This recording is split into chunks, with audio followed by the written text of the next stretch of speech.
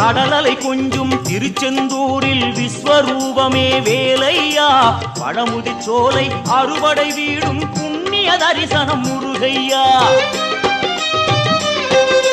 திருநீர் அணிந்து வரும் போது நெஞ்சில் நிம்மதி பிறக்குது கந்தையா சுகனே சிவனார் மகனே உன்னை பாட பாட சுகமாகுதையா வேல் முருகா அரோகரா அரோகரா வேல் முருகா